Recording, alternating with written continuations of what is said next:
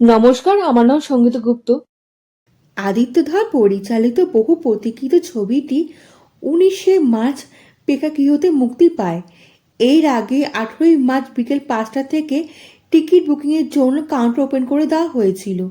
এই দিনে প্রচুর টিকিট বুক হয়েছিল। ছবিটি নিয়ে ব্যাপক সাড়া পেয়েছিল ডিরেক্টর আর প্রডিউসাররা। মুভি শুরু হয় লাস্ট পার্ট থেকে। মুভিতে দেখানো হয় রণবীর সিং এর পাস্ট আছে, আর রণবীর সিং এর আগের নাম ছিল জাসকিরাত সিং। জাসকিরাত সিং এর পাস্টের কাহিনী দেখানো হয় ফ্ল্যাশব্যাকের মাধ্যমে। জাসকিরাত সিং ও তার পরিবারের সঙ্গে পরিচয় করে দেওয়া হয় মুভির মাধ্যমে। জাসকিরাতের বাবা একজন সৈনিক ছিলেন। জাসকিরাত নিজেও সেনাবাহিনীতে যোগ দেওয়ার জন্য প্রস্তুতি নিচ্ছিল। কিছু ঘটনার জন্য আকস্মিক মোড় নেয়।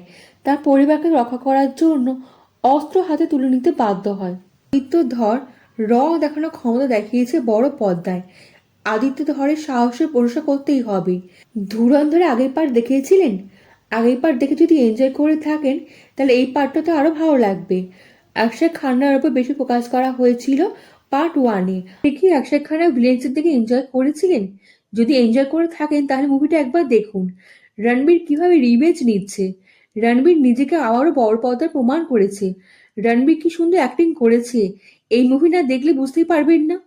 রণবীরের জাসকিরাত সিং থেকে হামসা হওয়ার প্রসেসটা দারুণভাবে দেখিয়েছে। মুভির কিছু চরিত্র আছে যার আসল রূপ যখন আপনার সামনে আসবে আপনি চমকে যাবেন। এই মুভিতে ল্যাঙ্গুয়েজ আছে। পার্ট 2 দেখা আপনার কাছে টাইম ওয়েস্ট মনে হবে না। শুরু থেকে আপনাকে ইমোশন অ্যাটাচ করে দেবে। 4 ঘন্টা সময় নিলে মুভি দেখে ভালো লাগবে, বিরক্ত হবেন না।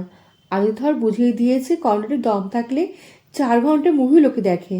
ধুরন্ধর এখনো পর্যন্ত 236 কোটি টাকা থেকে 240 কোটি টাকা ইনকাম করে দেখিয়েছে।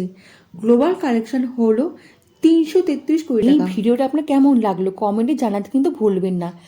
লাইক ও সাবস্ক্রাইব করে দেবেন, দেশ বিদেশের বন্ধুর সঙ্গে ছড়িয়ে দেবেন। দেখা হচ্ছে পরবর্তী ভিডিওতে। ভালো থাকবেন।